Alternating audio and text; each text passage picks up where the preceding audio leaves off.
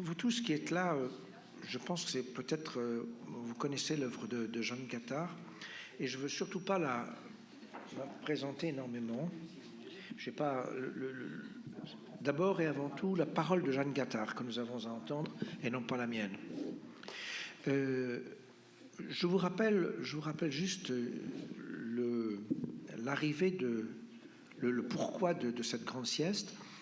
C'est une œuvre que j'avais rencontrée dans les années 80, alors que cette fresque de 50 mètres de long était affichée à l'ENAD à l'époque, qui était le bâtiment qui se trouvait derrière le musée Adrien du Boucher actuel, avant son déménagement près du CHU, en face du CHU. Et j'avais rencontré l'œuvre et j'avais été, je ne sais pas comment dire, bouleversé, si vous le voulez, par l'œuvre. Moi qui suis un innocent en matière d'art ou autre chose. À l'époque, je m'occupais de la Biennale de l'Émail, la Biennale internationale de l'Émail, et j'avais été en contact avec Jeanne. J'avais pensé que cette œuvre pourrait aller au futur musée à l'époque, au futur musée de la Résistance, qui finalement s'est réalisé pratiquement 20 ans plus tard. Et Jeanne a, pour les raisons que je vais évoquer tout à l'heure, souhaité que cette œuvre-là puisse effectivement revenir à Limoges. Donc, elle est entrée dans les collections de la BFM il y a 2 ou 3 ans. Et du coup, ce trésor-là va être présenté aujourd'hui comme l'un des 20 trésors de la BFM pour célébrer les 20 ans de la bibliothèque francophone multimédia créée par Pierre Riboulet. Et Pierre Riboulet, qui était un homme de très grande culture et qui a tenu à ce que ce bâtiment, cette médiathèque s'inscrive dans une histoire, dans une mémoire, et respecte notamment le patrimoine gallo-romain que nous avons retrouvé sur place. Et je pense que Pierre Riboulet serait heureux de savoir que cette médiathèque n'est pas simplement une médiathèque du livre, mais ce que moi j'ai toujours souhaité, qu'elle soit aussi une médiathèque de l'écriture, y compris de l'imprimerie, la plus matérielle qui soit, des casses d'imprimerie, et qu'elle soit aussi une médiathèque qui soit fidèle à son histoire. Je veux dire par là que pour moi, la grande sieste entrant à la BFM continue ce qui s'est fait déjà au Moyen-Âge avec les livres illustrés, ce qu'on appelle aujourd'hui souvent les livres d'artistes. Et si je tenais à ce que ce soit à la BFM, et non pas dans un musée d'art ou des beaux-arts, c'est que c'est un travail qui mêle étroitement l'écriture et la peinture, donc disons l'expression sous toutes ses formes. Et je trouvais que c'était pour cela que ça devait aller là, et je suis très reconnaissant à la ville de Limoges d'avoir accepté d'accueillir l'œuvre dans ses collections. Voilà, Jeanne Gattard, le sensible ou le presque rien. Je vais vous montrer quelques images de ça. Jeanne, elle la présente en rien du tout, parce que la plupart d'entre vous la connaissent. Elle est née en 1937. Et si je dis cela, c'est parce que avec le handicap un peu qu'elle peut avoir, avec surtout les problèmes de famille qui se sont présentés dans les derniers jours et qui l'obligent à repartir coûte que coûte demain malgré la grève, et à repartir très tôt, alors que nous souhaitions tous qu'elle puisse rester à Limoges et retrouver un peu ce Limoges où elle a vécu à une époque tragique pendant la Seconde Guerre mondiale. Eh bien, Jeanne a tenu absolument à venir, et je l'en remercie, je ne sais pas comment la remercier, pour revoir cette grande sieste qu'elle a revue ici et qui a été exposée. Elle en est heureuse et contente, tant mieux. Et Jeanne, donc, repartira demain très tôt, au train de 7 heures. Voilà, c'est pour vous dire que ce saut de puce qu'elle a fait à Limoges, en dépit de tout, est pour nous un très grand honneur. Et j'espère que cet acte ici, qu'elle a intitulé Limoges 2 et que moi j'intitule Limoges en 1, c'est le début, en fait, d'une, comment dirais-je, collaboration entre la ville et son patrimoine Gattard. J'espère que la BFM acceptera que chaque année, il y ait une journée grande sieste, une grande sieste qui pourrait être exposée, mais à plat, que les gens puissent bien la voir et la regarder dans la salle du patrimoine, la salle de réunion du patrimoine au premier étage, et qui permettrait donc aux Limougeaux qui souhaitent la voir de pouvoir la regarder, s'en imprégner, en parler, de façon à ce que régulièrement, chaque année, il y ait ainsi des Limougeaux qui retrouvent une œuvre dont on parle et qui fait partie, comme les grands manuscrits du Moyen-Âge, des trésors de la BFM. Voilà, quelques images simplement de la Grande Sieste, cette œuvre commencée en 1976, oui c'est ça, à l'époque de la grande chaleur et de la grande sécheresse de 76. Une Jeanne qui était, après avoir été formée aux Beaux-Arts à Paris, avoir son diplôme d'architecte des PLG, après avoir fait aussi de l'urbanisme, notamment avec Lefebvre, oui, Lefebvre et Hubert Tonka. Voilà. Et après avoir ensuite basculé vraiment dans la peinture et l'écriture, peinture, écriture, écriture, peinture mêlée, Jeanne s'est lancée en 76 dans un travail bizarroïde qui consiste à tout mêler. Tout mêler, voilà, à travailler sur des fragments de soie, des morceaux de soie collés sur toile, cousus sur toile. C'est ce que j'ai appelé là-haut un travail de peintre couturière, qui a été souvent travaillé en couturière pendant ses déplacements en train d'inspectrice à l'époque du 1%, ce fameux 1% que l'on installait dans les bâtiments publics, les écoles, les collèges, etc. Voilà, donc Jeanne pourra en parler, mais je ne crois pas que ce soit l'essentiel, et ce qui est l'essentiel, c'est qu'on puisse l'entendre. Juste quelques images maintenant de ça, pour vous les remettre en mémoire. La Grande Sieste, avec un programme qui avait été imaginé, qui est ici tapé, qui me fait rire, parce qu'il n'est pas tout à fait respecté, mais c'est bien, parce qu'en fait, la Grande Sieste, c'est d'abord et avant tout de la fantaisie, c'est d'abord et avant tout aussi une réelle profondeur politique. Jamais la tendresse n'empêchera la terreur, j'en ai peur. C'est un slogan que je ne peux pas lire sans avoir envie de pleurer, parce qu'on sait ce que ça veut dire. Et cette Grande Sieste a été écrite et pensée, conçue dans les années 70, 80, qui sont l'héritage de la guerre du Vietnam, avec aussi l'héritage de la France, de la colonisation française. L'île de Paulo-Condor était l'un de ces camps, comme le XXe siècle en a vu tellement. Ces camps qu'elle liste ici, la Grande Sieste n'est pas une évasion en dehors du monde, mais j'aurais des questions à poser là-dessus, justement, puisque Jeanne a beaucoup réfléchi sur le travail des artistes pendant la Seconde Guerre mondiale, des artistes qui ne faisaient pas forcément de la peinture, comment dirais-je, politique à la soviétique, mais qui essayaient de travailler vraiment dans l'art, alors que le monde allait à la dérive. Donc cette Grande Sieste, elle est pleine aussi de ces émotions politiques et du souvenir des camps. En bas à droite, vous voyez, vous avez Jean Moulin, le fort de Montluc, Jean Moulin et Jean Gattard, qui a sa rue à Limoges, le commandant Gattard, qui s'est échappé de la caserne Marceau et qui, en sautant par la fenêtre, s'est blessé, qui a été rattrapé, envoyé ensuite. Il faisait partie des services spéciaux de l'armée de l'armistice, qui a continué quand même la lutte, en dépit de tout. Et le résistant Jean Gattard a donc été fusillé au fort de Montluc, laissant une veuve et 4 enfants. Non, 2. 2 enfants. Une veuve et 2 enfants qui ont vécu quelques années particulièrement difficiles après ça. La Grande Sieste, c'est pas que ça.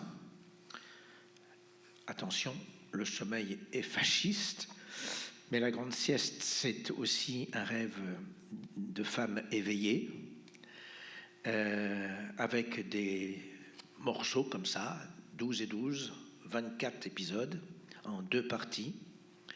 La chute des anges, les anges, Ce sont des panneaux faits de pièces et de morceaux, abordant le thème du rameur ici, que l'on retrouve sur cette partie-là. Le thème du rameur, c'est que chacun rame sa vie. Et puis il y a des morceaux écrits, tapés à la machine sur soi, n'importe quoi, voilà, et qui sont cousus. Des morceaux d'écriture directement sur le tissu, voilà.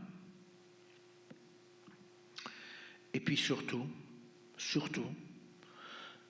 beaucoup de ces morceaux, de ces parties, sont faites de tout un tas de petites choses.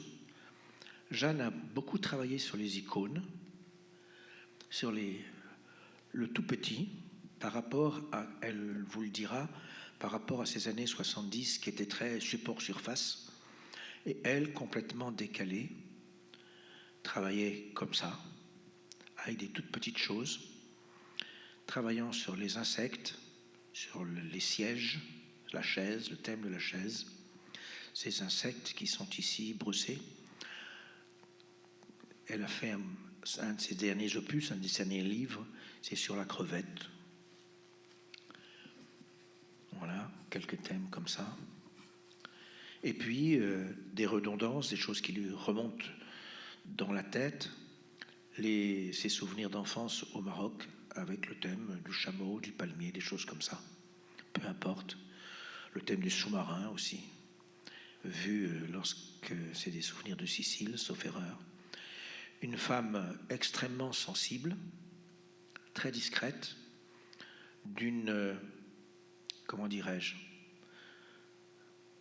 Vous savez que je suis là, c'est très d'une gênant. bonté extraordinaire, d'une absence d'ego très rare, et qui m'ont amené à proposer à la BFM cette soirée-là, qui pour moi est le début d'une histoire d'amour entre la BFM et la Grande Sieste. Voilà, Jeanne, je vous laisse la parole maintenant. Imaginez que la Grande Sieste, elle serait dans ma cave si Michel Kiner n'était pas là. C'est surtout ça la chose. Et moi, ça m'a beaucoup ému de l'avoir étalé là sur les murs. Je trouve ça émouvant. Et je vais vous parler du contexte. Est-ce que ça va, vous entendez? Ça va? On me dit. Du contexte dans lequel a été démarrée la Grande Sieste. J'avais effectivement été élève de beaucoup de gens différents. Je vous en parlerai. Mais enfin, je ne parle jamais du fait que j'ai fait de l'architecture et que je l'ai fait avec Candilis, qui était un ange. J'ai fait de l'urbanisme à Dauphine avec Henri Lefebvre, qui était un philosophe sociologue très, très à gauche. On avait comme conférencier régulier Michel Rocard et des gens comme ça. Donc, j'ai été formée politiquement par eux parce que j'étais un petit peu dans l'inconscience de tout ce qui se passait. Mais j'étais forcément consciente, et tout ce qui s'est passé en 1943, quand mon père a été fusillé, j'ai fait un tas de portraits de gens photographiés en 1943 par Denise Colomb, qui était à Diolfi, dans le village des Justes. Elle était avec Étienne Martin, elle était avec Georges Jouve, elle était avec des gens comme ça. Il y en a beaucoup qui ont été cachés pendant la guerre, parce que juifs ou résistants, ou communistes, ou je ne sais. C'est ainsi, les camps n'ont jamais été uniquement remplis par les juifs. Il y a aussi tous les résistants, etc. Bon, j'y pense tous les jours, parce qu'on y pense forcément tous les jours si on veut que la vie tienne debout. Et je suis pleine d'admiration pour les gens qui travaillent dans le secret pour que nous puissions manger tous les jours en France, la petite France, par rapport aux États qui sont tout prêts à ressurgir. Donc, je pense que l'expression, j'aime pas trop le mot art, parce qu'on ne sait plus où il est là. Le mot art, il est bouffé par le marché. Enfin bon, je vais en parler. Je pense que les choses, elles sont très humbles. Il faut les faire tout doucement. Bon, la Grande Sieste, je l'ai fait quand j'avais un rôle un petit peu délicat au ministère de la Culture, où j'étais rentrée parce que j'étais diplômée de tout ça. Et bon, je l'ai fait au moment où je vous ai connu plus ou moins certains qui étaient là. Je la faisais lentement, très lentement, par morceaux, par petites pièces que je rapportais. C'est une sorte de collage, en somme. Et j'ai choisi le tissu le plus fin, après toute la soie. C'était pour émouvoir aussi le fasciste qui est en nous. Parce que j'avais été un peu bordée par l'histoire de camp, des tortures faites aux femmes, par exemple. Et je pensais que cette soie était quelque chose qui pouvait rendre un peu plus doux les tortionnaires. Mon père a été quand même torturé par Barbie en direct. Je m'en suis jamais remise. Et probablement pour ça que j'ai 2 béquilles aujourd'hui. C'est comme ça. Mais on ne se remet jamais, et chacun a eu l'histoire comme ça dans sa famille. C'est terrible, mais ce qui est le plus terrible, c'est que quand après la guerre, tout allait bien, c'était l'euphorie, il y avait le pop art, etc., j'en parlerai, il ne fallait pas dire qu'on était enfant de résistance, surtout pas. Parce que les résistants, il y en avait 20%, les autres étaient 80% de trouillards. Et alors, il ne fallait pas le dire, et je n'ai jamais pu parler de ma vie. Voilà, de ça. Je le fais maintenant parce que je viens d'avoir 80 ans, ce qui est miraculeux, et je vous conseille de les avoir un jour parce que c'est extraordinaire. Je trouve que c'est le cadeau. Mais ça fait drôle hein, quand on les a. Bon, voilà. Alors, je vais vous lire 2 trucs. Hein. Je me souviens de ma réaction première devant la date du Nu dans la baignoire de Bonnard, peint en 1943. Cette toile était au fond de la salle d'une exposition Paris-Berlin. C'était après les affiches de résistance de Raymond Gide, pas André, Raymond Gide, de la Voix d'Aragon, même peut-être probablement Malraux, qui devait s'immiscer déjà.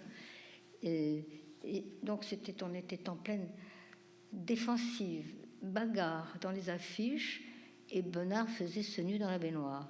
J'ai eu du mal à comprendre, et j'étais toute seule, par chance, parce que quand on va voir une exposition, il vaut mieux être tout seul, parce qu'on a droit à des revirements de pensée. Et à la fin de quelques pas, à la fin de la salle, j'ai réagi autrement.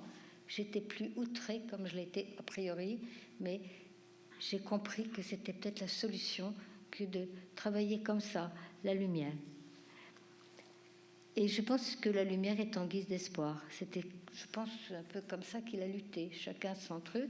Mais Bonnard, à ce moment-là, je l'ai dessiné les mains comme ça, tout recroquevillé avec un bonnet de laine. C'était en 43-45 que la photo a été faite. Et j'ai trouvé que c'était bien l'image de représenter la peinture à ce moment-là. Se recroqueviller, d'ailleurs. Brand Belbel a dit qu'à ce moment-là, il ne pouvait rien faire et qu'on ne pouvait pas travailler. Chacun son rôle, chacun prend la position qu'il veut en fonction de l'histoire, mais il y a celle de Matisse qui, en même temps, a tranché dans la couleur, dans le bleu. Il a découpé, il a fait l'amphore et ses visages. Cette femme un peu accroupie, sans être accroupie, des longues formes comme ça. Quand je les ai vues au musée de Nice, j'ai compris que c'était autre chose que ce que j'avais vu de Paris, ou en carte postale ou par morceaux. Je pense que c'était pas du tout décoratif comme l'impression que j'avais premier, mais qu'au contraire, c'est une haute spiritualité qui l'avait fait sortir de la peinture même. Et la peinture, elle est là pour qu'on en sorte. Et quand on en sort, on a cette charge qui est probablement plus sacrée que la picturalité pure. Je pense ça. Voilà. Après la guerre, j'ai été touchée par... Vous avez été touchée par d'autres, mais c'est intéressant de savoir par quoi, parce qu'on n'est pas traversé la guerre. Peut-être c'est différent, mais vous aviez aussi la guerre d'Algérie qui se prolongeait. Il y avait la guerre du Vietnam qui s'est restée longtemps. Puis en ce moment, il y a des guerres, c'est les mêmes. Autour du globe, on a toujours des conflits monstrueux et des enfants qui trinquent. Et des adultes, n'en parlons pas. Donc il y avait Musique et Élion qui, en rentrant des camps, ont traduit la présence de l'homme, mort ou miraculeusement vivant. Et Élion a peint une main qu'il avait vue vivante dans un camp. Et c'était rare. Et il a peint ça. Il était un peintre abstrait très reconnu avant la guerre, et il a décidé de dessiner cette main. Il a commencé au fusain, et il était extrêmement sobre. Plus il a été sobre. Et je crois que c'est l'homme lisant le journal assis sur une chaise de jardin, c'est de lui. C'est-à-dire qu'il est venu à la figuration après.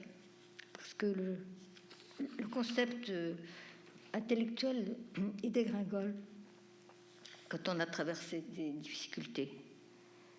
Je me souviens aussi, par exemple, à 15 ans, j'étais toute seule au Louvre, je me suis perdue complètement, je ne connaissais rien du tout à 15 ans, mais j'ai été arrêtée par la Pietà d'Avignon, qui m'a amenée à dessiner des pieds très souvent, beaucoup aussi parce que les autres les camouflaient, n'arrivaient pas, et les pieds qui prennent toute la sensibilité d'un personnage, toute sa traversée, ça m'a touchée. Il y a autre chose qui m'a énormément touchée, j'avais 15 ans, perdue, je ne connaissais rien. C'était une barque entre deux horizons de patenier ou patinir. C'est des gens qui l'écrivent différemment. C'était une chose qui amenait une ampleur, et c'était pas de la religiosité du tout, mais c'est un élan mystique, si on peut dire, en tout cas un élan. Et moi, je suis restée dans cet élan. Et quand je suis rentrée aux Beaux-Arts à 17 ans, j'ai eu du mal.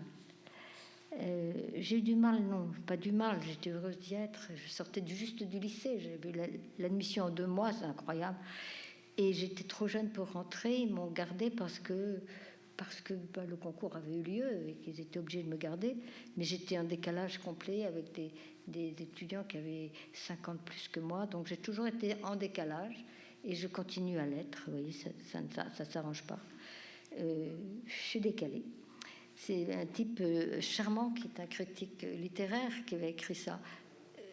Tout était décalé pour la crevette. La crevette que vous avez mis là-bas, la crevette sidérée, ça s'appelle comme ça, qui est finalement notre sensibilité. Voilà. Et quand je suis rentrée aux Beaux-Arts, tout tourbillonnait. Il y avait des garçons qui ne voulaient pas aller à la guerre d'Algérie, qui se cassaient la jambe exprès. C'était dramatique. Et moi, j'avais 17 ans, j'étais complètement paumée.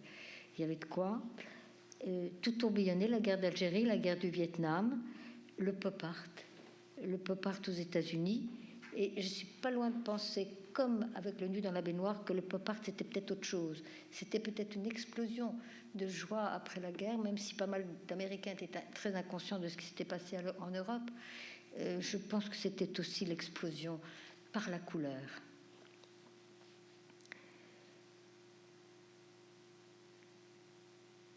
C'est aussi une critique de la consommation. Vous vous rendez compte, Oldenburg et ces gens-là, ils faisaient déjà une critique des... Comment ça s'appelle, le hamburger, les gros trucs là avec de la mayonnaise. Je vous avoue que je vais quelquefois à New York pour voir ma fille qui y habite. Et j'ai vu beaucoup les musées là-bas. Et j'ai compris que le marché devait être embarqué. Et il l'a été à travers le pop art et compagnie, à travers Warhol, toutes les séries après Warhol. N'oublions pas jamais que Warhol était affichiste. Et moi, je fais une grande différence entre l'art et la communication, et j'ai tort, puisqu'il s'est fait un grand nom et que personne ne dirait ça. Mais il y a une différence entre l'art et la communication, je pense, parce qu'il a fait des multiples, beaucoup. Alors, j'aimerais savoir si c'était par esprit démocratique, pour diffuser son art, ou si c'était parce que finalement, tout compte fait, c'était plus rentable. Et j'ai peur que ce soit le deuxième propos. Je suis très méchante. Mais je suis très méchante parce que à ce moment-là, je copiais des icônes russes, de Roublov, des gens comme ça. Et j'étais déjà ailleurs. Et je tiens à l'être, d'ailleurs. Parce que finalement, j'ai aucune religiosité, croyez-moi. Mais en 76, exactement, au moment où j'ai commencé la Grand-Thiève, j'avais fait une immense exposition de Vierges de Belle-Lurette que je faisais à l'époque. Belle-Lurette parce que j'habitais près de l'Institut, que la niche était vide et que j'ai imaginé la Vierge qui était dedans avant et qui avait été volée. Et donc j'avais fait cette exposition et entre autres choses, j'avais pris un ruban d'arc-en-ciel, un peu de toutes les couleurs, mais je ne pensais pas à ce moment-là que l'arc-en-ciel allait être pris par les homosexuels, mais enfin, pourquoi pas. Mais là, j'avais écrit « Il est urgent de réinventer Dieu ». Dieu, c'était en dehors de toute religion. C'était une sorte de foi que l'on trouve en travaillant. Je pense que l'attention nous met dans cet état-là. C'est la même chose. Moi, voilà, j'ai eu beaucoup d'étudiants. J'en ai eu un, par exemple, je me souviens, c'était le fils de Velikovic. Vous connaissez Velikovic, son dessin un peu sportif et très intelligent, qui était en pleine guerre de Yougoslavie, Serbie, et je leur avais demandé de travailler sur le paradis. Je m'excuse, je saute de coq à l'âne, mais ça fait partie.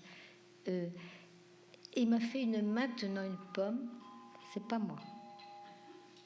Non, c'est pas le mien. C'est lui. Elle est jolie, la sonnerie. Hein.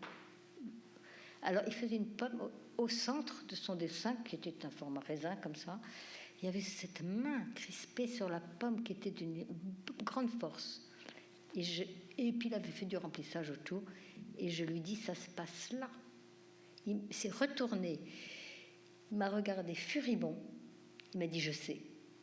Et je pense que tous qui avons cette expérience du dessin, enfin plastique, comme pense à la même chose. On sait quand c'est bon. On sait quand c'est bon, et puis le reste, on n'y arrive pas. Mais maintenant, j'ai compris, je laisse que le bon. Le reste, je ne le fais pas. C'est pas très bon, d'ailleurs, mais c'est mieux que ce que j'aurais fait autour. Voilà. Donc tout tourbillonne. La guerre d'Algérie, la guerre du Vietnam, le pop art aux États-Unis, les explosions de couleurs, une joie, une naïveté retrouvée, une critique aussi, et la grande cavalerie Varol. La notion de présence de l'œuvre n'a plus l'air de compter. Art et communication se confondent.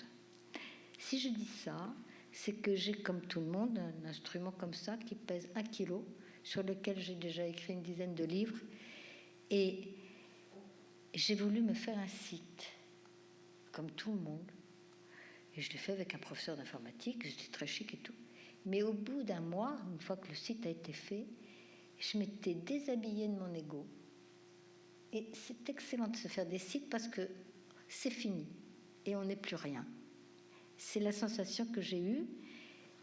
Voilà. Et quand on n'a plus d'ego, la vie est merveilleuse. Parce qu'on n'attend rien, on le fait. C'est merveilleux. Je trouve qu'on a de la chance.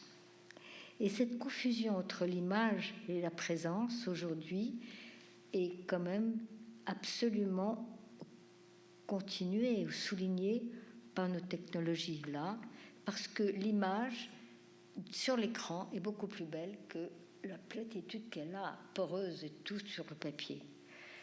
Je pense qu'on est très satisfait en réalité de ces images sur écran et que ça nous sublime un peu la chose. C'est pour ça que c'est dur. Et alors finalement, le pop art, on ne sait pas exactement ce que ça représente pour nous Européens. Et à contrario de cette explosion, il y avait Bissière qui exposait chez Jeanne Bucher, rue de Seine, par lequel je passais pour aller aux Beaux-Arts. Et lui avait écrit « Un bon peintre élimine une couleur par jour ». Et je trouve ça intelligent. Un bon peintre élimine une couleur par jour. Et tout était parallèle. Le marché, l'art discret, l'école qui entretenait la confusion complète entre la tradition et l'académisme. Aux USA, la rigoureuse géométrie de Stella, de Serra, les collages de Motherwell et les peintures de Frankenthaler, sa femme de l'époque, de Kooning, aux résonances picturales amples et tendres. Il y a un mélange incroyable. Quand on va dans un musée aux États-Unis, c'est incroyable. Enfin, vous avez sûrement été. Mais j'ai découvert les collages de Motherwell en allant voir une très mauvaise exposition dans Guggenheim. Il y avait une trouée, une échappée. Tout d'un coup, il y avait tous les collages de Motherwell des années 60-75. Au moment où j'étais déjà là, je veux dire, en 60, je suis rentrée à peu près à ce moment-là aux Beaux-Arts. Et quand on pense que Motherwell faisait ça, je crois qu'aux Beaux-Arts de Paris, on ne s'en rendait pas compte du tout. Hein. On copiait les nus, tous les nus. Madame, quand est-ce qu'on fait du nu? Il disait ça. Madame Dunu, je ne connaissais pas. Mais il y a quelque chose de complètement décalé dans les écoles qui est terrible. Enfin, maintenant, pas, paraît-il, je ne sais pas. Donc, tout est parallèle. Mais le gigantisme des musées américains, qui a pris le marché à l'Europe, c'est colossal. Il fallait remplir les musées. Mais je viens de voir, pas très longtemps, 6 mois, un énorme Newman, magnifique, un coup de tonnerre rouge, d'une qualité extraordinaire. Il y avait les Rothko qui étaient à côté, qui étaient absolument écrasés. D'abord par le gigantisme, mais le gigantisme correspondait au musée qui a 30 mètres de haut de salle. Et c'était très beau comme ça. Mais alors, les petits Rothko paraissaient grands comme ça, alors qu'ils ont 2 mètres de haut déjà, et ternes, mais ternes. C'était terrible. Donc, les commissaires d'exposition feraient bien de faire très attention à ce qu'ils mettent autour. Comme je suis commissaire d'exposition depuis une vingtaine d'années, trentaine d'années, je peux le dire, on peut faire de ces gaffes monstrueuses. La promiscuité peut tuer une œuvre. Voilà. À Paris, il y avait les mobiles de Calder et les stabiles de Calder. Il y avait les pièces de Beckett, il y avait tout Camus, il y avait tout ça. On était où, je ne sais pas. Mais il y avait Beuys en Allemagne qui transmettait à ses élèves. En une nuit, ils ont dépavé une place entière qui était des pavés de bois. Ils ont gravé le nom des camps dessous et les ont remis. Je veux dire, des gens comme Beuys, comme professeur, c'est magnifique. Et Beuys, vous savez qu'il avait été brûlé pendant la guerre parce qu'il était aviateur et que les Esquimaux, il était tombé en pleine neige et les Esquimaux l'avaient soigné avec de la graisse de phoque sur ses brûlures. Tout le corps était brûlé et une couverture de feutre. Et il a fait une date d'exposition à Beaubourg. On a fait pour lui une exposition où il y a du saindoux de phoque, ou je ne sais pas comment ça s'appelle, et des couvertures de feutre en quantité. Il était représenté comme ça. Seulement quand on connaît bien Beuys, si on a vu des dessins de Beuys, ils sont extraordinaires. Il y a des dessins de rennes, je sais pas, d'animaux, mais tellement légers, tellement aigus, tellement présents. Je crois que ça a été un maître pour moi. Donc, il y a aussi l'air du temps. Je vais vous parler de l'air du temps une seconde. J'avais vu l'exposition de la Tour à Paris. Il y avait dans des niches, une grande niche, il y avait une quinzaine de copies de la Tour. Et à chaque copie, on pouvait dater la copie. Parce qu'il y avait l'air du temps qui avait imprégné le copiste.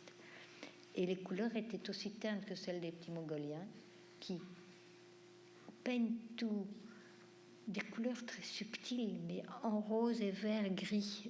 Tout est délavé, tout est comme s'ils avaient reçu un coup sur la tête. Et je pense que au retour des camps, les gens avaient la couleur éteinte en eux, souvent. Bon, devant tout ce capharnaüm entre la rue et l'école, j'ai pris un recul terrible puisque j'ai fait mes diplômes, ce qui m'a permis de vivre après d'ailleurs. Dans les années 70-75, quand j'ai commencé, puisque j'ai démarré en 76, il y avait beaucoup de choses. Il y avait les installations, la performance, l'art corporel. Il y avait quelquefois se toucher le sacré avec Journiac, par exemple.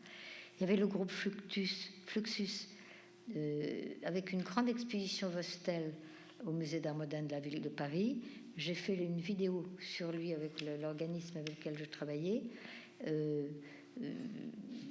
parce que je voulais montrer que l'installation d'une exposition, surtout aussi énorme que celle de Vostel, était encore un moment de création pour le peintre. Il avait fait des Cadillacs avec des cartouches de fusils tout autour, en ceinture. Il a fait des choses invraisemblables.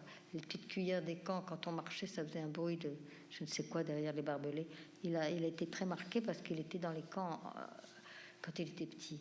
Et il a fait une œuvre, Vostel, très intéressante, En 67, dans ce contexte-là, je commence la grande sieste, après des années de dessin, de peinture, etc. Et je prends mes armes en douceur, un peu décalées de tout, puisque mes camarades d'atelier créaient super surface. Et je reste amie avec eux, et j'ai beaucoup d'admiration pour leur trajectoire.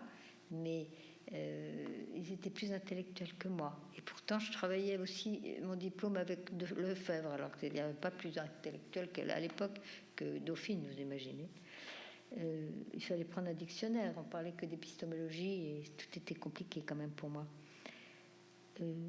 Voilà, j'ai été inspirée terriblement par la grande chaleur de 76, c'est comme ça que j'ai commencé la grande sieste. Il faisait si chaud qu'on prenait 3 bains par jour. Mais c'était magnifique parce que ça craquait comme dans mon enfance. J'ai vécu mes 4 premières années à Marrakech et je peux dire que tout était blanc, la chaleur, les siestes, le bruit des pas rassurants sur le gravier du jardin, tous les sables, palmiers hauts, au milieu du jardin des bambous, le muezzin, tous les sons, le son des insectes. C'est pour ça que j'ai fait des tas d'insectes dans la grande sieste, c'est à cause du son. D'ailleurs, le son m'a amené à travailler avec un musicien avec qui je travaille toujours, et nous avons fait Paroles de pas, dont j'ai écrit complètement le texte. Il a écrit la musique dessus. Il n'y a rien de plus émouvant que de voir une ligne d'écriture avec la musique qui se développe dessus. Et cette chose a été jouée à Nantes et va l'être au Mexique. Là. Donc la grande pièce va être traduite au Mexique, ça m'amuse. Et puis elle sera rejouée, je ne sais pas où, mais enfin elle est prête avec une dizaine de musiciens et il était possible de la faire partout, mais c'était assez émouvant. Et c'est à cause du son des insectes que je suis venue à la musique. Après, on est rentré avec le grand froid de Clermont-Ferrand, où mon père prenait des cours d'espionnage, et nous avons été à Limoges après. Et là, j'étais à l'école des bénédictines qui avaient troqué les palmiers contre les marronniers. Et les 20 degrés qu'il y avait au Maroc, on a eu moins 20 à Clermont-Ferrand, vous voyez. Donc j'ai été très choquée, on m'a mis à l'école parce qu'elle était chauffée. Et mine de rien, l'école très jeune, toute trop jeune, c'est très nocif parce qu'on n'est jamais avec les enfants de son âge. D'ailleurs là, je suis décalée puisque je suis la plus âgée de la salle. Je suis toujours en décalage. On est toujours en décalage, vous allez vous rendre compte petit à petit qu'on est décalé. Donc autant faire des choses décalées, les sentir, peuvent faire que les choses à travers ce que l'on sent. Il est évident qu'après ce que je vous ai dit sur mon père et tous ceux qui ont été tués à ce moment-là, tous ceux qui ont résisté, et je pense que l'art est aussi une résistance actuellement, en tout cas l'édition, parce que c'est tellement dur d'éditer. J'admire mes éditeurs. C'est difficile. Je trouve que les glorioles de l'art, ça n'a pas beaucoup de sens à côté de tout ça. Parce qu'actuellement, tous les services secrets continuent à travailler. J'en ai rencontré des très extraordinaires qui travaillent aujourd'hui. Et aujourd'hui, on est préservé de tout grâce à ces travails-là. Et je pense qu'on devrait en être conscient, mais on ne l'est pas parce que c'est secret. Mais je vous dis que c'est comme ça, que ça existe. Alors en 86, j'ai arrêté la grande sieste. On peut se demander pourquoi j'ai arrêté, parce que c'est confortable. Moi, je me suis installée dedans très longtemps. C'est très confortable, mais c'est comme presque un journal qui n'est pas un journal, qui est voilà. Et en 86, j'ai eu un coup d'exigence et j'ai arrêté le tissu parce que je ne pouvais pas gommer, il n'y a pas de repentir, et que j'ai eu l'exigence du dessin. Et c'est pour ça que l'idée des pieds de la Pietà d'Avignon que j'avais rencontrée quand j'avais 15 ans est revenue, et j'étais dans le dessin le plus strict. Voilà. Et j'en suis pas sortie tellement, pas du tout même. Je continue tous les jours à dessiner, et tous les jours j'écris, et c'est comme ça. Mais avant, dans la grande sieste, c'était mélangé. Les textes et les images se mélangeaient. Maintenant, j'écris et je dessine, et c'est l'éditeur qui les réunit finalement. Mais il réunit quand même tous les jours les choses faites au même moment. Par exemple, le livre de la grande sieste, Il est fait avec des dessins de personnages qui ont été faits à peu près au même moment. Et c'est sorte d'écho, de parallélisme qui me plaît. Donc tout à l'heure, je vous parlais de rapport entre la communication et l'art. Et je pense que l'énigme de la présence, cette magie qui passe du cerveau qui se souvient de tout ça, et de la main qui sait tout ça. C'est cette magie qui fait qu'il y a une présence, je crois, parce que on ne le contrôle pas. Et dans ce jeu d'équilibre, un certain recul d'ironie, d'humour, si cela est possible, et l'éthique qui fait partie de toujours de ce que l'on fait, puisqu'on ne peut pas se tromper soi-même, et qu'il ne s'agit pas de... Il s'agit que le mot soit juste, que le trait soit au plus juste. C'est pour ça que l'exigence du papier m'a été indispensable. C'est pour ça que j'ai abandonné mon rouleau. Je pense que si l'éthique existe, j'ai pensé à ce qui s'est passé l'année dernière pour Anish Kapoor quand il a travaillé à Versailles. Je n'ai pas été voir du tout les jardins, je n'ai pas été à Versailles, mais j'ai trouvé que sa réaction de dire, quand le conservateur a dit qu'est-ce qu'on fait, puisque tout avait été rempli de graffitis antisémites, il a dit on le laisse. Et c'était probablement la belle attitude. C'est peut-être pour ça que j'aime bien Kapoor, parce que d'abord j'ai été touchée par moments par son œuvre, par exemple les grandes jarres avec cette poudre de bleu de Prusse au fond des jarres, m'avait tout à fait, comment dire, j'avais l'impression de respirer ce bleu de Prusse. J'étais imbibée à un moment, donc touchée, bouleversée physiquement. Et après, j'ai retrouvé des toupies de miroirs à New York qui étaient vraiment très belles. Donc, comme je suis touchée, je ne sais pas du tout ce que c'est que le vagin de la reine, tout ça, c'est des journalistes. Vous savez, il faut se méfier des journaux. Hein. N'oublions pas que le fauvisme, c'était parce que les journaux ont dit les gens qui voyaient ces couleurs-là criaient comme des fauves dans la salle. C'est pas eux qui inventaient le mot fauvisme, ce sont les journalistes. Eh bien, je trouve ça gentil, les documentalistes, mais il faut peut-être qu'ils fassent attention aussi. De toute façon, on ne tue pas l'âme de l'art. On ne tuera jamais les questions fondamentales inscrites en lui. Depuis l'art pariétal, l'homme a besoin d'inscrire son interrogation inquiète face à l'énigme vivante de l'espace, cette conscience.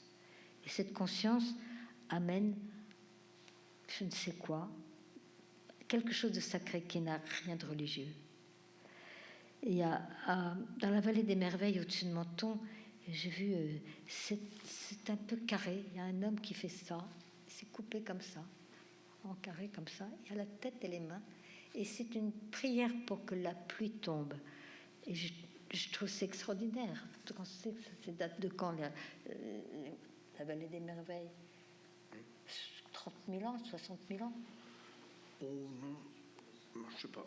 Non, pas tant que ça. Je sais pas. En tout cas, je crois que Lascaux, c'est 30 000. La vallée des merveilles. Au-dessus de Nice, oui, vous avez vu ça? Nice. Moi, j'y suis jamais allé. Ben, ça fait 6 km de long, moi non plus, mais j'ai vu le musée. Il y a des mains et des choses comme ça, mais j'ai pas de cancer. Hein? 40 000 ans? Beaucoup moins. 15 000? C'est la proto-histoire, c'est la fin de la période de 30 000. Plutôt 10, 15 000, tu veux dire? Quelque chose comme ça, quoi. Enfin, en tout cas, ils se posaient les mêmes questions que nous. Hein. On n'a pas résolu le problème. Enfin, si quelqu'un veut me dire ce que c'est que la mort, ça m'intéresse tout à fait, là. Parce que je pense que c'est une merveille. Alors, vous voyez, ça va pas. Tout le monde pleure et moi, je me dis, mais c'est de être formidable, pourquoi pas? Enfin, moi, je sens comme ça. Ça me rassure, peut-être, je sais pas. En tout cas, inscrire avec l'attention, maximum d'attention possible, ses propres étonnements, avec les moyens simples, c'est ce que j'essayais de faire. Et il y a une attention, une construction, un langage pour tenter de donner corps à toutes ces fragilités éphémères de nos émotions. Finalement, on ne fait que traduire ces émotions, hein, on n'a rien d'autre. Et l'écriture est là, elle précise et parallèlement tout son lot. Les mots perpétuent précise un lieu du dedans. Certainement Michaud serait d'accord, il l'a été, il l'a écrit bien avant moi. Les feuilles et les pages s'appellent, les temps s'y lisent, et c'est une sorte, on dit tisser, c'est tisser, le temps se tisse dans l'écriture. C'est merveilleux d'écrire. Je trouve que c'est un complément formidable. Moi, je trouve que c'est bien. Moi, je le fais pour moi. Hein. Il y a un éditeur qui m'attend de temps en temps, ben, je lui donne, mais je veux dire, c'est le temps où on fait les choses qui sont les plus formidables.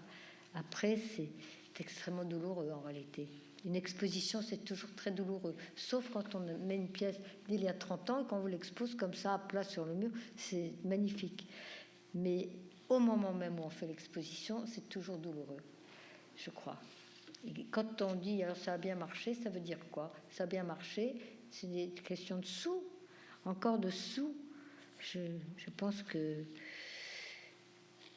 avec les sous, on fait ce qu'on voit actuellement. Hirtz, qui a fondu des sculptures en or, qu'on lui a prêtées, et qui refont et qui rend après l'or, mais qui se fait un nom. La notoriété, je crois que ça a foutu en l'air Picasso, qui a fait des choses extraordinaires, et vous allez tous être contre moi, mais je pense que Picasso, quand on a vu Fernande ou Les Repasseuses, ça a une telle profondeur d'humanité que je ne retrouve pas du tout dans l'imagerie qu'il a fait après. Même si quelquefois il y a des choses remarquables. D'abord Picasso, si je vous en parle, je veux bien en parler, mais quand il a fait le cubisme avec Braque, André Mare, André Marty, Lafresnay, Braque surtout, ils étaient 5 ou 6, mais les pauvres Français sont partis à la guerre 14. Mais Picasso a dit qu'il était espagnol, qu'il ne pouvait pas partir à la guerre 14. Mais quand il y a eu la guerre d'Espagne, il a dit qu'il vivait en France, qu'il ne pouvait pas aller à la guerre d'Espagne. À ce moment-là, Garcia Lorca, il s'est fait claquer, hein, il est mort. Picasso, il allait très bien. En 1943, qu'est-ce qu'il faisait? Picasso, il n'a jamais été inquiété. Hein. Pourquoi? Comment? C'est étonnant. Voilà. Alors je pense que Picasso, c'est un gros mélange. Et s'il n'avait pas eu cette notoriété, il aurait continué à faire des Fernandes extraordinaires. C'est ce que je pressens, c'est ce que je ressens. Et tout le monde et toute la salle ici va être contre ce que je dis. Mais attention, Picasso, c'est devenu de l'argent, c'est sacro-saint hein, maintenant. Non, ça va. Ça va. Je veux dire que si on pense à Braque, dont on disait que c'était sa femme, quand on pense à la profondeur de Braque, on ferait bien d'y penser bien. Voilà. Alors qu'il n'est plus du tout dans le coup. Hein. Mais, je veux dire, Picasso, c'est devenu la valeur or, on n'y touchera pas. Hein. C'est le héros national. Mais pas pour moi. Pas pour moi. D'ailleurs, j'ai emmené des étudiants au musée, et il y avait une fille qui était assez remarquable, qui avait des dépressions régulières. Et je suis arrivée à la rescaper un jour en la ramenant à l'école, alors qu'elle était déjà partie pour Sainte-Anne plusieurs fois. Et elle m'a dit en sortant du musée, mais il n'y a rien dans ce musée. Alors, je ne dis rien, mais elle était dans un état particulier, de grande vigilance et de grande folie aussi. Alors, je ne sais pas, je ne dis rien. Ça déborde de ma petite conférence, là. On va peut-être s'arrêter là, si vous voulez. Mais je vais vous raconter 2 choses. Je vais vous raconter des choses. Voilà, ça m'intéresse. J'ai vu pas mal d'expositions sur l'art et la spiritualité, comme vous. Il y en a eu pas mal à Paris. Il y en a eu une où il y avait des papiers grands comme ça, de moines tibétains, très géométriques, où il y avait vraiment presque rien, à la gouache, poreux sur un papier jaunasse. C'était magnifique. Il n'y avait rien. C'était raté plastiquement. C'était pas du Picasso, ça, non. C'était simplement présent silencieux. Quelques formes géométriques, c'est tout. Un peu de rouge, un peu de noir, c'est tout. C'était formidable. Et puis, j'ai vu la grande exposition qui a été faite avec tous les Rothko, etc.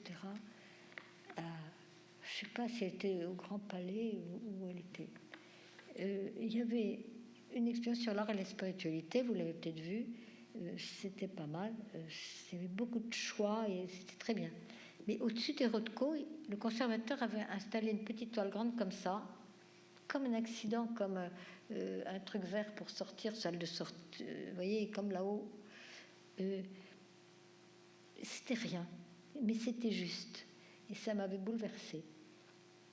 Puis je me suis approchée pour voir sur l'étiquette qui avait fait ça. C'était une croix, je l'ai écrit là, je peux vous lire, petite croix verte d'un vert émeraude clair, une croix qui ne revendiquait rien d'obstiné, une croix discrète sans limite, juste ouvert là, comme un accident de ciel. Et sur l'étiquette, le plus officiel, le plus emmerdant des peintres, c'était Puvis de Chabannes. Puvis de Chabannes, il a fait les fresques du Panthéon, qu'il a plombé définitivement. C'était terrible. Mais cette petite croix verte est restée dans ma tête comme une incision magnifique. Et je pensais à ce moment-là que ça lui avait échappé de son œuvre. C'est quand on fait des choses, une série de choses, tout d'un coup, un truc qui s'échappe. Là, j'ai fait une série d'oiseaux par rapport à mon livre qui s'appelle « Ce qui échappe ». Et j'ai fait, sans le vouloir, une biche girafe, je ne sais pas, mais sur un papier qui traînait en dehors de ma série sérieuse. Et ben, c'est certainement un des trucs que j'ai fait de meilleur dans ma vie. Et c'était vraiment comme si c'était pas moi. Et ça me plaît beaucoup, ça. Donc, Ce qui échappe est devenu un livre qui va sortir là. Et j'y tiens encore. Comme quand on fait les choses, ça dure 20 minutes. On est content 20 minutes. Et cette chose un peu sacrée, parce que l'art quand même touche un peu le sacré, hein, quoi qu'on en dise, c'est un peu comme ça que je le ressens. Sinon, il m'emmerde. Sinon, il est plastique. Sinon, il est rien. Enfin, il est décoratif, il est bien pour au-dessus des cheminées des gens, et les dentistes peuvent encore acheter. Je ne crois pas que l'art et l'argent soient intéressants comme propos. Je crois qu'il vaut mieux vivre en parallèle. C'est ce que j'ai toujours fait. Et c'est la différence entre les deux frères Lorenzetti. Alors là, je vous dis un truc. J'avais 20 ans, j'avais une bourse d'été, c'est la rare bourse que j'ai eue, et je me suis perdue dans la ville de Sienne. Et je me suis trompée de musée. Au lieu de la Pinacothèque, j'étais au musée municipal, qui était tout poussiéreux, mais dans un état terrible. Et il y avait 2 panneaux noirs, grands comme ça. On voyait rien presque. Mais je ne sais pas pourquoi, il y avait une chose qui m'a attirée, il y avait la présence. Et la présence, c'est la seule chose qu'on puisse demander, exiger de la peinture. Mais pour y arriver, il faut ou être sacrément doué, je ne sais pas ce que le mot doué veut dire exactement, c'est extraordinaire d'arriver à ça. Alors ces 2 petits panneaux noirs, on voyait presque rien. Il y en avait un, c'était une barque au bord d'un lac, et puis l'autre, c'était un petit port rose. Mais c'était tout noir. Et je suis retournée à Sienne il n'y a pas tellement longtemps. Ça a été extraordinaire pour moi parce qu'il y avait les fresques du bon mauvais gouvernement de Ambrogio Lorenzetti, qui n'était pas Pietro, son frère, qui était reconnu, puis Ambrogio ne l'était pas, mais il avait fait les fresques du bon et mauvais gouvernement, donc très politique et sacré à la fois. C'était magnifique. Et quand je suis retournée, ils avaient mis les 2 petites pièces en bois sous une sorte de caisson pare-balles, bien nettoyé. Je ne pouvais pas savoir ce que j'étais heureuse parce que j'avais l'impression qu'ils me les avaient nettoyés. J'avais l'impression que c'était à moi qu'ils me les préservaient. Ça a été formidable. Mais je pense que cette notion du sacré, là, en art, cette présence, c'est la différence entre les 2 frères. L'un était celui qui fait des vierges presque tout en or, qui sont dans toutes les églises de Florence, et puis ce frère discret qui fait ces choses graves. Et moi, quand je suis retournée, j'étais assise en face de la fresque du bon mauvais gouvernement. Je dessinais les pieds des visiteurs, des touristes qui étaient en sandales, c'était l'été, des grandes sandales épaisses, lourdes, là, comme on fait actuellement, et les petits doigts de pied qui pianotaient. J'ai fait que des dessins de ça. Voilà, donc j'étais encore une fois décalée. Et maintenant, je vais vous raconter quelque chose qui vous concerne, puisque vous habitez à Limoges.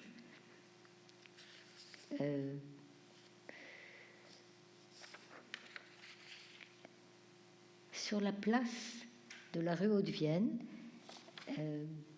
sur le banc de la place, un clochard allongé nous regarde. ma mère était allée à l'autre bout de la place acheter des fleurs au marchand de 4 saisons qui était là. Et moi, j'étais assise à 5 ans sur la margelle qui fait le tour de la place. Et notre appartement était au-dessus. Et quand j'ai rejoint ma mère pour rentrer à la maison, je suis passée devant le banc du clochard qui m'avait regardé tellement et qui regardait ma mère tellement. Ça faisait comme un triangle de cordeau à la ficelle. Et quand on est rentré, je me suis rendu compte en passant devant le clochard qu'il n'avait pas d'odeur. À cette époque-là, il n'y avait pas de douche municipale. Les clochards avaient une odeur. Et si j'avais su le dire à ce moment-là, je l'ai découvert en l'écrivant récemment. C'est en écrivant, en dessinant que les choses se révèlent. Si j'avais pu le dire, on aurait été prévenu. Mon père n'aurait peut-être pas été arrêté. Il a été arrêté le lendemain.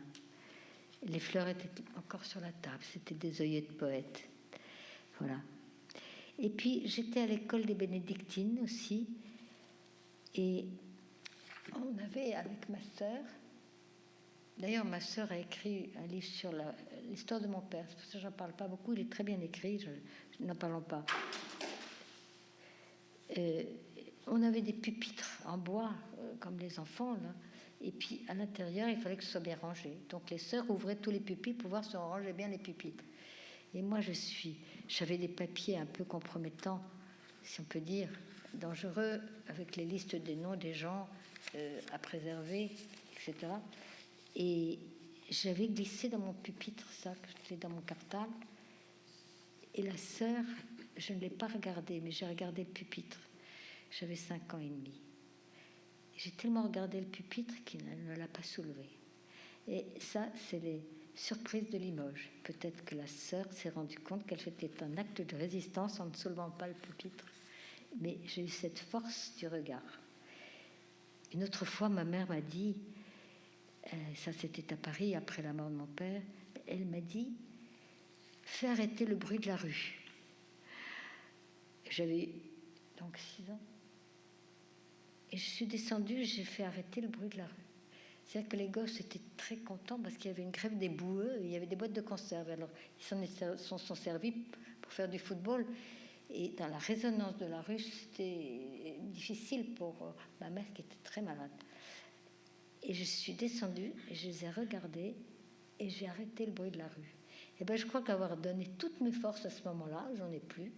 Je veux juste vous dire quelque chose sur le travail en atelier. À l'opposé du tapage boursier et des coups de pub, subsiste, quoi qu'on en pense, le contraire du bruit, des sons graves ou fluides, le bruit silencieux en atelier, une certaine solitude du travail qui capte un tout autre son.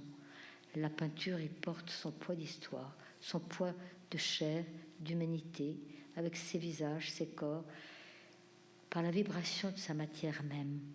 Les êtres aux chevilles lourdes y montent l'escalier avec le poids de leur âme. Et je pense à l'adultère, cette nouvelle de Camus, que vous avez peut-être lue, qui est une nouvelle merveilleuse, je ne sais pas quand il l'a écrit, peut-être en 50. Il avait donc été enfant en Algérie, et le bruit du Maroc, le bruit de l'Algérie, c'est un peu semblable pour les enfants.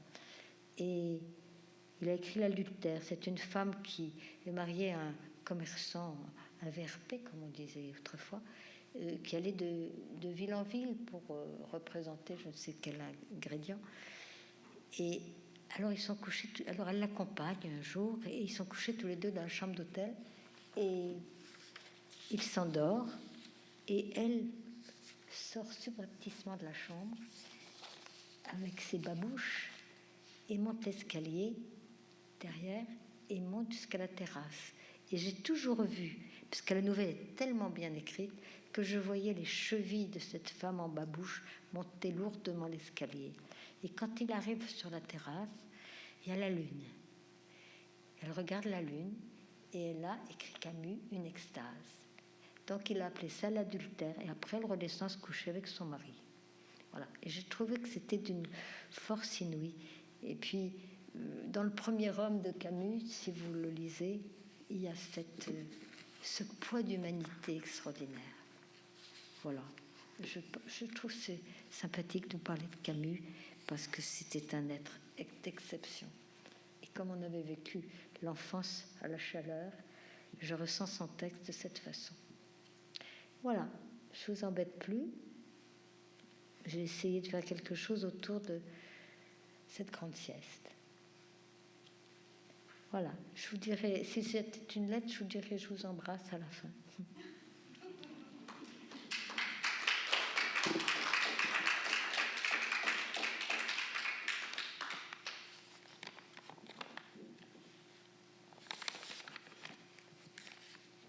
Voilà, je pense que tout le monde pourrait écrire la même chose.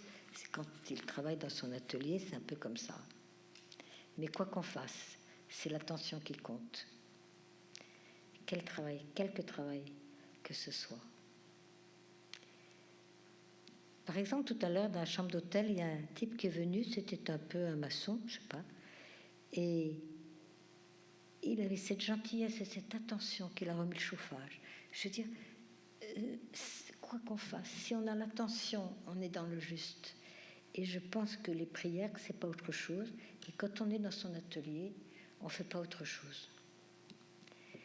Il y a cette idée de prière avec l'énigme, Ariétal, la vallée des merveilles. C'est pas autre chose.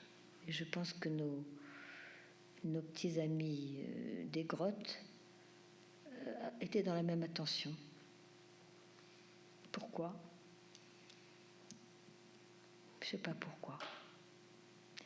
Tous ces animaux, pourquoi ?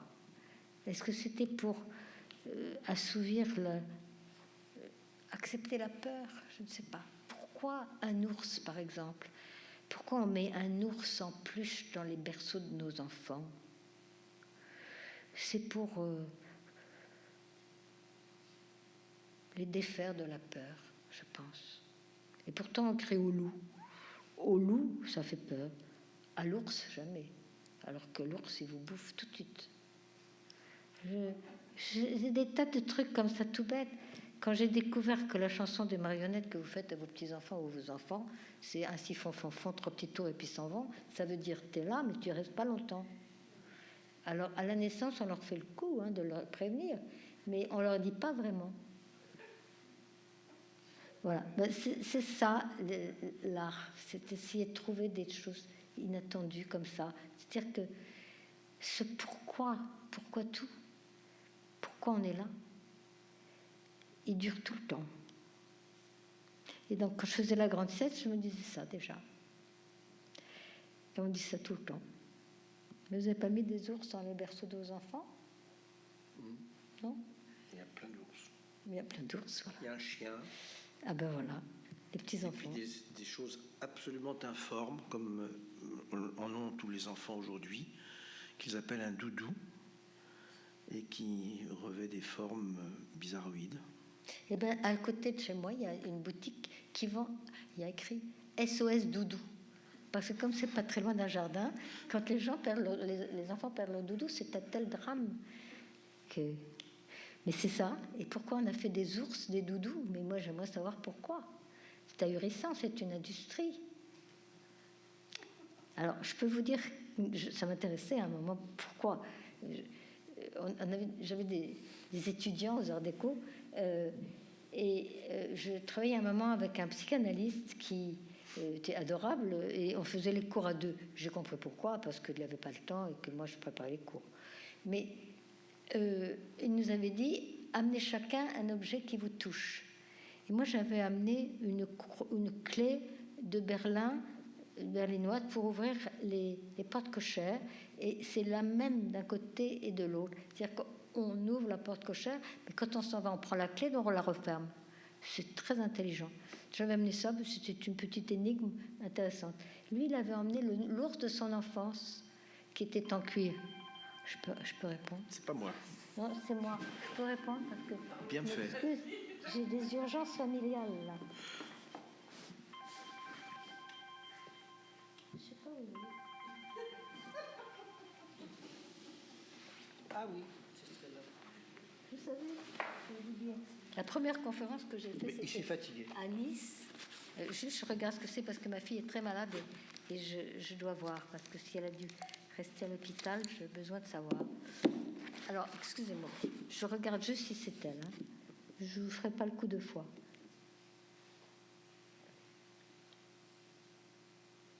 Non.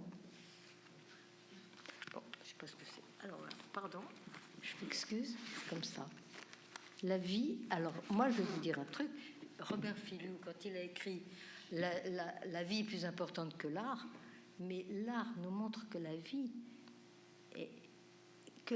pense que l'art. Vous voyez, ça fait une boucle son truc. Excusez-moi, la phrase, c'est l'art. La vie est plus importante que l'art. Non, l'art, c'est ce qui rend la vie plus importante que l'art. L'art, c'est ce qui rend la vie plus importante que l'art. Oui, mais moi je dis la vie est plus importante que l'art. Oui, d'accord, mais c'est la même chose. Mais je pense que Filliou aussi, il aurait eu un enfant malade, il aurait répondu au téléphone où que ce soit. Et moi, je pense que c'est. Beaucoup à Filliou, justement, nous écoutons. Ah bon? Ah oui. Et son texte aussi sur l'anniversaire de l'art, par rapport à la préhistoire notamment, qui cet homme est mort mais l'art est vivant. Ces phrases, ces strophes qui reviennent, avec la dernière écrite par sa fille après sa mort. Vous ne connaissez pas ce texte? Non. Un texte de, justement, Robert Filliou voulait aussi instituer un jour pour l'anniversaire de l'art. Chaque année, faire un jour anniversaire de l'art. Ah oui, comment on a déjà fait l'anniversaire de la femme? Et justement, qui commence par l'homme préhistorique. Cet homme est mort, parlant d'un homme préhistorique qui a fait des dessins, mais l'art est vivant. Et ensuite, au fil des siècles, et jusqu'à lui-même, qui est mort, et puis l'art est presque vivant. Oui, mais Proust est mort. Et la littérature est vivante. Oui. Moi, je pense que la vie est à préserver et que peut-être l'art la préserve. Je ne sais pas. Il n'y a quand même rien de mieux que la vie. Je trouve que ce n'est pas grand-chose, l'art. D'ailleurs, je ne sais pas ce qui va nous arriver avec nos musées. Si on doit restituer tout à chacun, on n'en aura plus beaucoup. Hein. Alors là, je suis décalée. Là, j'ai encore dit une phrase décalée. La première conférence que j'ai faite, j'avais 30 ans. C'était terriblement angoissant. Eh bien, ils m'ont tous dit que j'étais Buster Keaton. Alors, je dois continuer. Je dois continuer pareil. Mais je trouve que l'humour est plus important que n'importe quoi si on peut. Mais c'est ce qui est le plus dur. C'est très dur. Faire les choses, c'est très dur. D'ailleurs, chacun fait son truc. Je ne sais pas beaucoup de différence entre le type qui est venu réparer mon radiateur tout à l'heure et moi qui fais des conneries. Vous voyez ce que je veux dire? Je pense que c'est l'état d'attention dans lequel on est qui est peut-être le nœud de l'affaire. Je ne sais pas. Je ne sais pas. Je ne sais pas. Mais je pense qu'on fait trop d'artistes. Parce qu'ils se disent artistes, ils ne sont pas plus artistes que le type qui est venu réparer mon radiateur. Hein. C'est pareil. Je n'ai pas tellement de considération pour les artistes, ni ce que je fais. Mais j'ai besoin de le faire, moi. J'ai besoin de le faire parce que je ne suis pas capable de rester sans rien faire. Mais quand j'arriverai à ne rien faire, j'aurai gagné. Mais je ne suis pas là, je ne suis pas encore dans le coup. Si vous avez des questions, si vous avez une recette pour savoir vivre bien, il faut me le dire parce que moi, je ne sais pas du tout. Je suis tout le temps inquiète. Donc, c'est pas ce qu'il faut. C'est raté.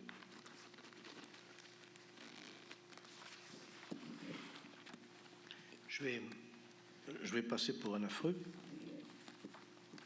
mais je voulais il y a pas mal de, vous avez abordé beaucoup de thèmes, mais je voulais vous demander, parce que vous en avez souvent parlé, quand vous travaillez, on a l'impression que vous n'aboutissez jamais à une œuvre dont vous puissiez dire c'est fait, c'est ça. Vous parlez de l'éloge de la gomme. Mais c'est exactement pour ça que j'ai arrêté la grande sieste. Parce que c'était insatisfaisant, que je ne pouvais pas revenir dessus tellement.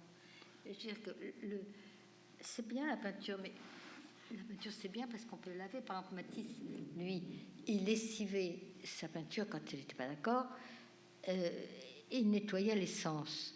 Et un des morceaux de texte que j'ai lu, c'était « J'espère que les jeunes ne vont pas croire que ça se fait si vite ». Je veux dire, et nettoyer, il n'y a pas d'épaisseur de couche. Au contraire d'Eugène Leroy, qui en rajoute tout le temps parce qu'il n'est pas content, il faut une grue pour porter ses toiles. Après, au bout d'un moment...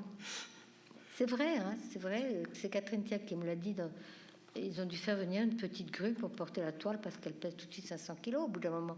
De couche en couche, elles sont épaisses comme ça, ces peintures. C'est fou. Parce qu'il avait des remords. Tout le temps, c'est le remords. Et c'est parce qu'on rate qu'on recommence tout le temps. Et moi, c'est pour ça que je suis venue au papier. C'est pour pouvoir gommer. Et puis, je suis jamais contente. Un texte, je l'aurais écrit 30, 40 fois. C'est jamais bien. Je veux dire, tout le monde fait ça. Alors, j'ai fait des rapports dans ma vie, c'était pas la même chose. Les rapports, c'est plus facile. Et les devoirs de Dauphine, là, c'était plus facile. Quoique, chaque fois que je faisais un truc pour l'urbanisme, dans la marge, il y avait toujours des points d'interrogation. Je me souviens... il y avait des séminaires, vous savez, des séminaires autour de tables comme ça. Et alors, il y a Hubert Tonka, qui était l'assistant de Lefebvre, qui me dit l'homme a inventé Dieu à son image. Répond. C'était une des questions d'urbanisme, vous voyez un peu. C'était très difficile. Mais c'était drôle. Voilà. Alors, j'ai jamais résolu la question de Dieu, résolu la question de rien du tout, simplement de la vie, parce que je la trouve fabuleuse. Et que quand je rencontre un petit narcisse qui vient de pousser, je suis tellement heureux. Voilà. C'est simple. D'ailleurs, on est le 21 mars. Pas un hasard, c'est le printemps. Mais il n'y a rien de mieux que le printemps. À vous. Des choses à dire. Parmi vous, il y en a qui connaissent Jeanne depuis longtemps. On peut dire... Monsieur Demeure. Oui, juste une chose que tu as peut-être oublié de dire. Dans les images que tu as données, il y a des images qui ne correspondent pas à ce qui est accroché. Donc ce qui est accroché dans l'exposition, c'est seulement les 3/4 de la grande sieste. Il y a un quart qui n'a pas pu être accroché, donc qui n'est pas visible. Et Jeanne a précisé aussi qu'elle l'avait montré au Japon et qu'il y a une partie qui n'est jamais revenue, qu'on lui a volée. Donc la grande sieste est plus vaste que ce qui est visible actuellement dans l'exposition. Voilà. C'est la raison pour laquelle je proposerais que chaque année on puisse vraiment la montrer dans sa totalité, non pas ici exposée comme ça, parce qu'elle c'est quand même une œuvre fragile et qui craint la lumière. C'est pas évident de la... Oui, c'est quand même. Et voilà, elle est fragile aussi, on voit la soie. Mais pouvoir la présenter dans son intégralité et pouvoir surtout que les gens puissent la regarder dans le détail et rester devant longtemps et la reprendre, je trouve ça intéressant. C'est un peu comme ce que je regrette beaucoup dans les livres à miniature où justement les enluminures, vous les... Voilà, c'est que on peut pas rester devant et que en fait ce sont des œuvres qu'il faut regarder longtemps, qu'on a envie de regarder longtemps. Alors, regarder longtemps, c'est pas forcément parce qu'il y a beaucoup de détails, mais je pense qu'il y a des œuvres qui nous interpellent entre guillemets, même si elles sont un peu comme cette femme-là, mais je pense aussi au plongeur étrusque anonyme que j'ai de mon bureau depuis 50 ans et qui est, vous parlez de ramer sa vie, chacun rame sa vie, et moi je trouve que ce plongeur étrusque pour moi que je n'ai jamais vu en vrai, quoi, mais que j'aimerais bien voir un jour en vrai. Ben, il existe, moi j'ai été. Bah oui, mais vous êtes grande et moi je suis petit. Non, mais voilà. j'ai été, moi j'ai des béquilles moi, en ce moment, alors je vais partout, je suis Ben venue voilà. là, ce matin. Ben moi je ne l'ai pas vu encore, et en vrai, et je trouve que ce plongeur qui est... voilà, chacun plonge dans la vie, cette espèce de plongeant dans la vie, je trouve ça superbe comme image. Et ce sont, je pense aussi, à un détail du retable d'Isenheim à Colmar, et il y a une espèce de soleil, le soleil qui en lui-même est quelque chose, et quand on le voit en vrai, ça n'a plus rien à voir avec les reproductions qu'on peut en voir ici ou là, et on a besoin devant des œuvres de ce genre d'y rester longtemps. Et je trouve que la grande sieste, la valeur de la grande sieste serait de pouvoir la regarder dans son détail et dans son développement, et de rêver devant. C'est la raison pour laquelle je trouve que ça serait bien d'avoir cette journée de la grande sieste qui nous permettrait, puisque c'est l'œuvre, et ça, c'est l'œuvre dans son étendue, qu'on puisse la regarder vraiment. Je crois que nous avons tous l'expérience de ces expositions où brutalement on se trouve devant une œuvre qu'on connaissait par des reproductions ou par la littérature, et qu'on n'imaginait pas telle. Et quand on la voit en vrai, on se la prend dans la gueule, quoi, on se la prend dans la figure, et puis voilà, on se dit décidément c'est ça, faire une œuvre. Voilà. Et je crois que c'est surtout Michel Keller qui le voit comme ça. Je vais vous raconter une histoire drôle. Je peux raconter une histoire drôle pour vous répondre? Voilà, j'étais à Rome, et là il y a 6 mois, et j'ai vu le musée, le palais Pamphili, ça s'appelle un palais, je crois. Et dans ce palais, il y a énormément de choses, il y a autant de flamands que d'italiens, c'est assez étonnant, c'est assez prodigieux de voir tout ça. Dans le palais le plus de mauvais goût qu'on puisse imaginer, très nouveau riche du 18e, 19e, trop de dorures, vraiment très lourd, quoi. Et puis il y avait des Bruegel le jeune, dont par exemple un char arrivant vers Apollon dans le ciel, un peu comme Odilon Redon l'a fait, presque à la même échelle, enfin inattendu. Et puis il y a de tout, enfin il y a des Rembrandt, il y a de tout, c'est étonnant, une collection incroyable. Et alors il y avait un buste d'une femme mûre, un peu trop mûre, et dont les joues étaient boursouflées, voilà, et un peu laide. Et je me dis, quel est le culot? C'était Madame Pamphili, c'est-à-dire la maîtresse de maison. Et quand la collection a été montée par son mari. Et le gardien m'avait imposé un truc autour du cou pour écouter les choses, c'est comme ils font actuellement. Et moi, j'écoute jamais parce que ça m'intéresse pas tellement. Mais devant ce buste, je me demandais quel était le culot, parce qu'elle avait un voile d'une finesse en marbre transparent, un grand voile transparent de marbre. Alors, c'est une gageure incroyable de faire ça, de sculpter ça. Enfin, moi, je suis pas sculpteur, mais j'ai trouvé c'était extraordinaire. Donc, je voulais savoir quel était le nom de l'auteur. Donc, j'allume le numéro 111, si vous y allez. Et là, l'histoire était bonne. Madame Pamphili était la maîtresse de son mari, ce qui arrive. C'est aussi la maîtresse du frère de son mari, ce qui est plus rare. Elle l'a obligé à devenir pape, ce qui est encore plus rare. Et c'est un de nos innocents. Et puis, étant donné que son mari aimait faire cette collection, elle a eu l'idée géniale de mettre le macaron, pas le macaron, l'emblème de leur maison, le blason de la maison Pamphili, sur les maisons de passe de Rome.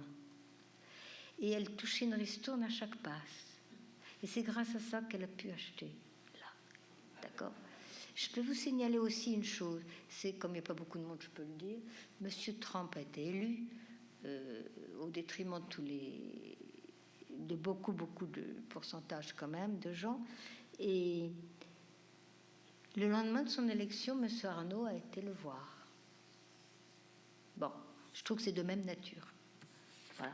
Madame Pamphili, elle avait trouvé la solution pour que son mari puisse acheter des œuvres. Et je vais vous raconter une autre chose. J'ai eu la chance d'avoir un atelier à Venise, donc de voir toutes les expositions, pas les palais des offices, comment ça s'appelle, les palais des loges, là. Une grande exposition de tapis de prière.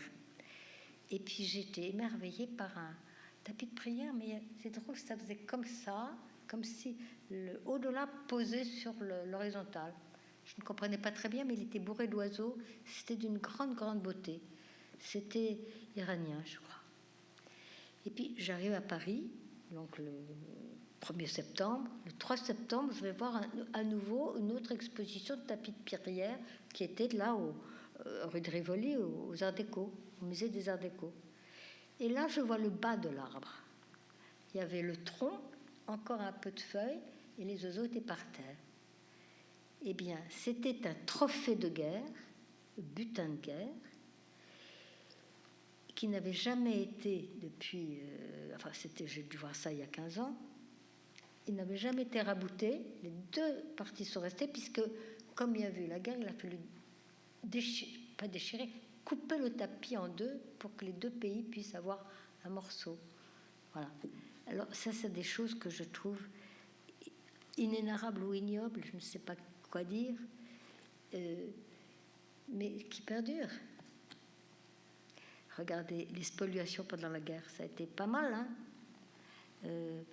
Ça n'arrête pas, finalement. Je vois pas de différence entre tout ce qui nous a horrifiés et l'actualité qui continue.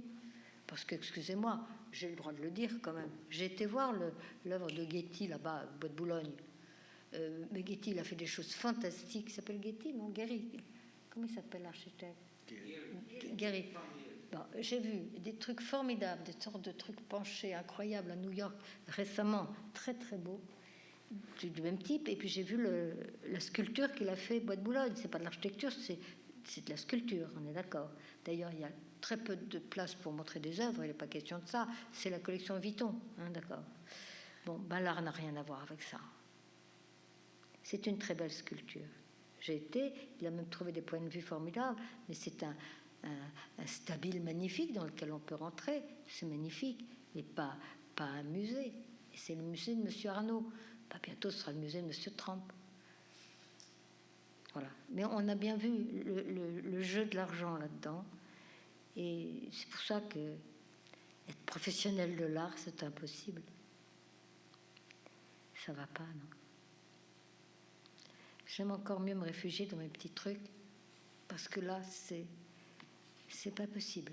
Vous voyez, Madame Pamphili avait tout compris, mais je pense qu'on devrait le dire à M. Arnaud qui se trompe. Parce que l'art, c'est pas ça, je vous l'ai dit, ça se passe en atelier, que ce soit des installations ou autre chose. Enfin, je crois qu'il y a une gravité qu'on doit garder. Et la multiplication des choses. D'ailleurs, on sait très bien quand on fait une série, quand il faut s'arrêter. Quand on fait une série de choses pour un besoin particulier, un livre ou autre chose, une série pour une commande ou autre chose, il y a un moment où ça va formidable, puis hop, ça redescend. Là, ça va bien, là, ça redescend, et à ce moment-là, c'est le truc qui vous échappe, à peu près à ce niveau de la pente. Toc, tout d'un coup, ça sort. Mais là, si on continue, toc, ça se casse la gueule. Je ne sais pas si vous avez cette expérience, moi, je l'ai. Et c'est pour ça que je m'arrête très douloureusement, mais il faut arrêter les séries au moment où elles doivent s'arrêter. Et hop, il faut passer à autre chose. Moi, j'ai la chance d'écrire et de dessiner, ce qui fait que je n'ai pas la dépression, un peu de tristesse que l'on a quand on a fait une exposition, quand on arrive au bout d'une série. Je compense immédiatement avec l'autre. Voilà, il y en a qui font du violon et du piano en même temps. Moi, je fais ça. Ça m'équilibre, quoi. Et chacun doit avoir son truc pour ne pas tomber dans une dépression quand il l'a montré. C'est très dur de montrer son travail. On peut le montrer quand ça fait longtemps, mais quand c'est récent, c'est très dur. Mais là, vous m'avez fait un cadeau en présence. C'était pas moi. Je veux dire, ça m'a fait vraiment vraiment plaisir. Maintenant, on arrête, non? Ben oui, non. C'est bien, non? Si vous vous posez pas de Merci. questions, on s'en va.